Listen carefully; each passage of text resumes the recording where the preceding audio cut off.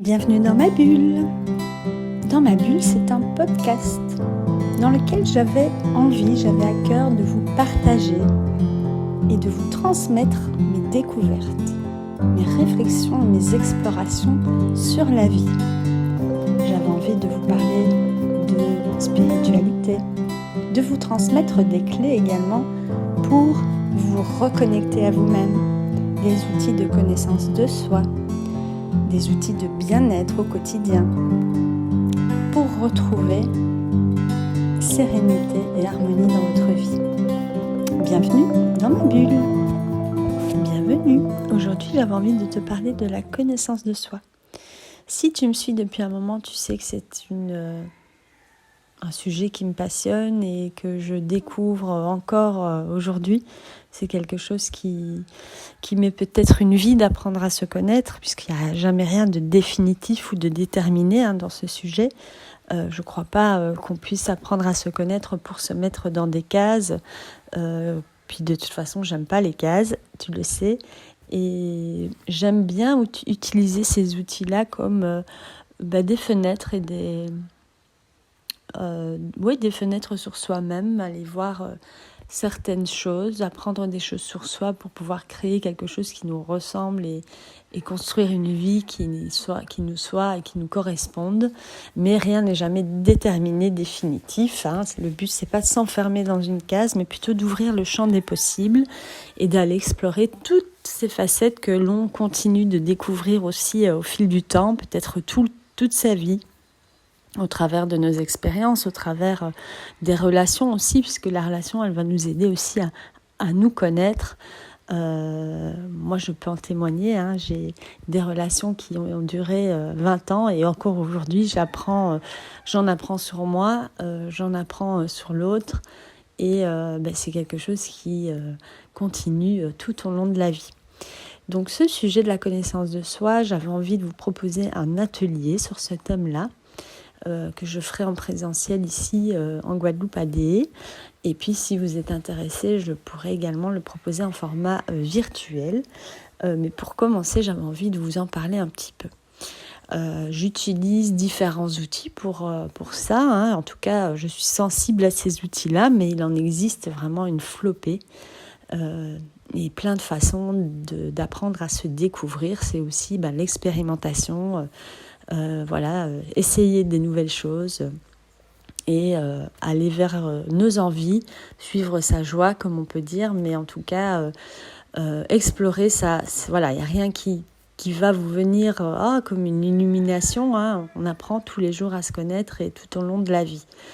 Donc moi, j'utilise beaucoup, depuis quelques années maintenant, vous le savez, la numérologie, pour apprendre à se connaître au travers des nombres. C'est quelque chose qui me plaît beaucoup, qui m'a beaucoup appris sur moi, sur les autres aussi.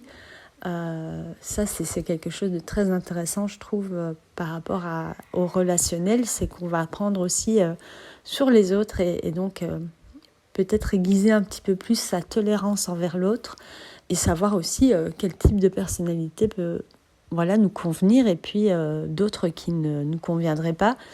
Et pour ça, il va falloir regarder toutes ces facettes, qu'elles soient positives, lumineuses, comme celles qui sont un peu plus sombres, plus lourdes, moins positives en tout cas, mais qui font quand même partie de nous et qui méritent d'être regardées.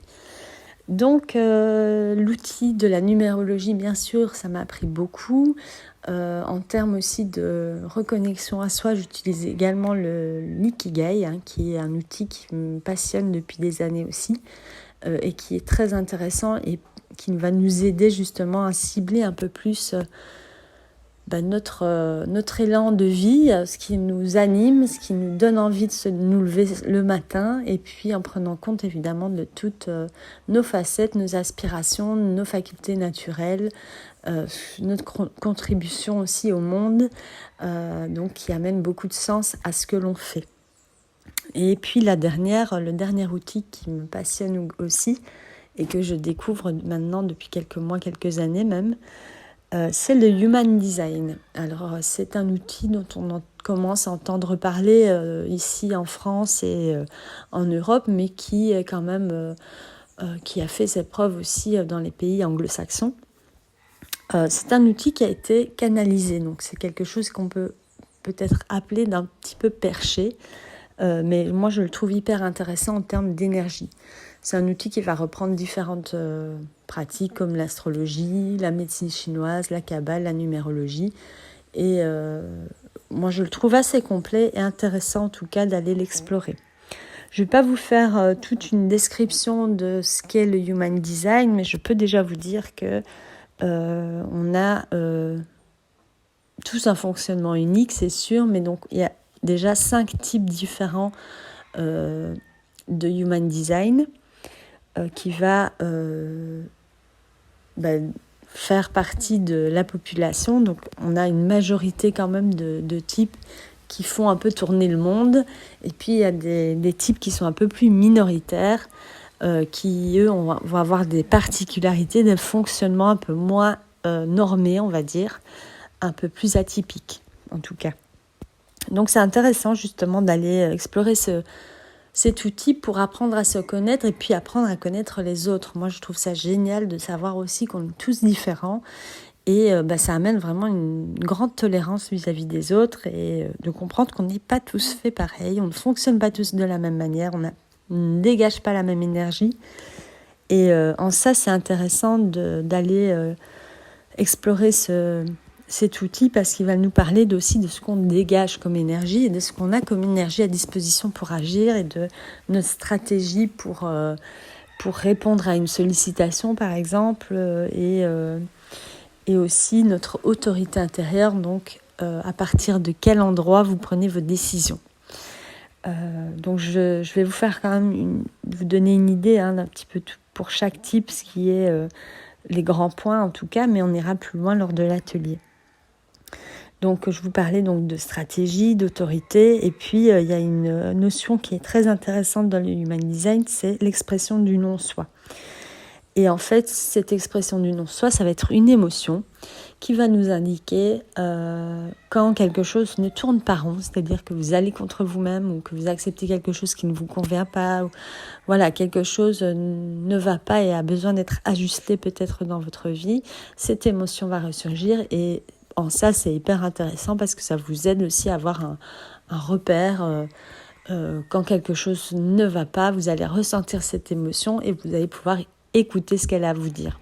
Le but, c'est pas de la réprimer, on n'est pas ou de la gérer ou d'en faire quelque chose, mais juste écouter, voilà, cette émotion se présente, je l'écoute et puis j'ajuste mes choix en conséquence. Donc il y a 5 types de Human Design. On a le générateur manifesteur. Ça, c'est vraiment les 2 plus gros types, c'est-à-dire que la majorité de la population appartient à ces 2 types-là. Ensuite, on a le manifesteur. Là, on commence à être dans des minorités. Puis le projecteur. Et puis enfin, le réflecteur.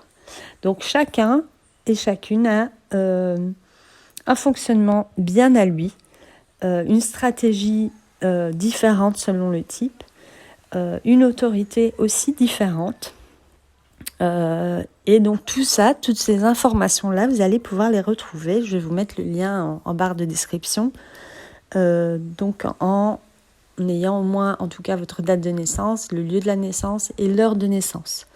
C'est important parce que, comme l'astrologie, ça peut varier en fonction de si vous êtes né le matin ou le soir. Votre type peut varier. En tout cas, il y a des petites spécificités qui peuvent être différentes. Quand vous allez sortir ce schéma, donc vous allez savoir de quel type vous êtes. Vous allez aussi avoir des lignes qui vont vous donner des informations. Donc c'est des nombres qui vont de 1 à 6 et qui vont vous donner aussi des indications sur vos spécificités.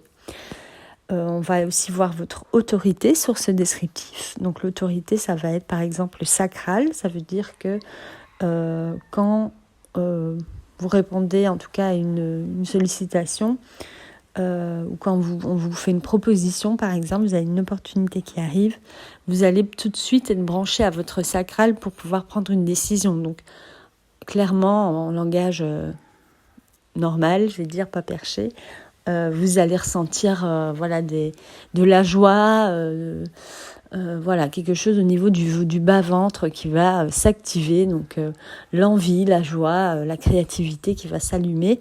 Et là, vous savez que vous allez pouvoir répondre oui. Pour d'autres, ça va être au niveau du plexus solaire. Donc, vous savez tout de suite si ça vous emballe ou pas. Soit vous allez vous sentir un petit peu oppressé à ce niveau-là, ou alors au contraire, ça s'ouvre et vous avez envie d'y aller. Pour d'autres, ça va être une autorité qui est non définie. Donc, vous n'allez pas pouvoir vous connecter à cette autorité, mais ça va être plutôt l'extérieur qui va venir vers vous pour vous donner des indications. Par exemple, pour le projecteur. Donc tout ça, c'est intéressant puisque ça va vous permettre de savoir où vous vous branchez. Ça peut être aussi au niveau de la gorge, de l'ajna ou du troisième œil. Donc quelque chose qui serait plutôt de l'ordre du mental qui va vous répondre. Donc toutes ces informations-là, vous allez la voir sur votre fiche. Si vous allez sur le site du Human Design pour sortir votre thème, on va l'appeler comme ça. Et vous allez déjà avoir pas mal d'informations.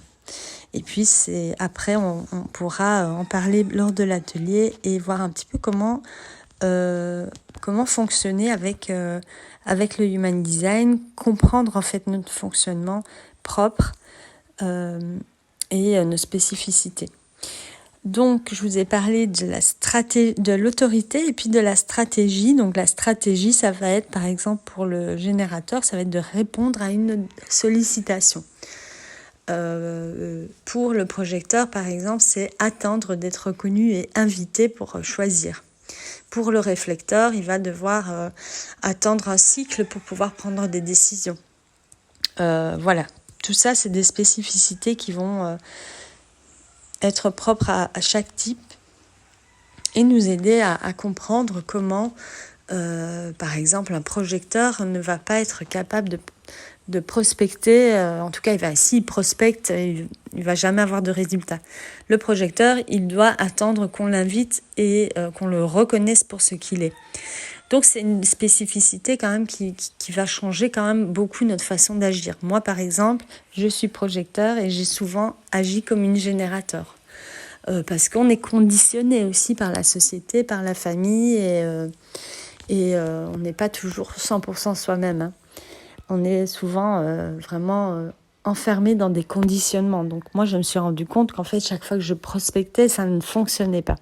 J'avais jamais de retour positif à mes prospections. Par contre, souvent, on vient me chercher pour ce que je suis. Donc je dois quand même, évidemment, me montrer ce que je suis. Et en fonction de ce que je vais montrer, donc de ce que je suis, je vais être invitée. On va m'inviter pour ce que je suis. Mais jamais, en prospectant, j'ai eu de bons résultats. Par contre, le générateur, lui, il va pouvoir fonctionner comme ça, par exemple. Il va prospecter et ça va fonctionner pour lui. Donc, on a vraiment tous nos spécificités, notre fonctionnement. Et puis, en termes d'énergie, on a un quota d'énergie différent. Par exemple, je prends encore l'exemple du projecteur, mais le projecteur a vraiment une énergie très basse, c'est-à-dire il n'a pas un réservoir d'énergie à disposition en permanence. Il peut avoir de l'énergie, bien sûr, hein, pour agir, pour vivre, mais il n'aura pas la même énergie qu'un générateur, et surtout, elle ne se renouvelle pas comme ça, simplement en dormant. Le générateur, lui, il va avoir à disposition chaque matin son réservoir d'énergie, s'il a bien dormi la nuit en tout cas, et qu'il va pouvoir épuiser tout au long de la journée. Le lendemain, il va retrouver son énergie. Ce n'est pas le cas de tout le monde. On a, comme le manifesteur aussi, une énergie qui est plutôt fluctuante, qui est à disposition, mais pas tout le temps. Ou comme le réflecteur, qui va être une énergie qui va être très cyclique. Donc, il a besoin d'avoir un cycle, donc il va être besoin de se recharger plus longtemps peut-être, ou en tout cas d'attendre que le cycle passe pour repartir avec une nouvelle énergie. Donc on est tous différents par rapport à ça, et ça c'est hyper intéressant parce que du coup on peut faire des choix de vie, d'horaire de travail, de rythme de travail en accord avec notre énergie. Donc, comme je vous le disais, le générateur, ça va être quelqu'un qui va envoyer du lourd, quoi, qui va avoir à disposition un réservoir d'énergie pour agir tous les jours. Donc, il va pouvoir avoir un boulot dans lequel, en tout cas, si ça lui donne du plaisir, hein, si ça lui donne de la joie et qu'il kiffe ce qu'il fait, il va pouvoir y aller et avoir à disposition son énergie. Ce qui n'est pas le cas du projecteur. Le projecteur, je dirais que par exemple, idéalement, le projecteur peut travailler 4 jours semaine, peut-être 4-5 heures par jour, mais pas plus. Sinon, il est vraiment au-delà de son énergie.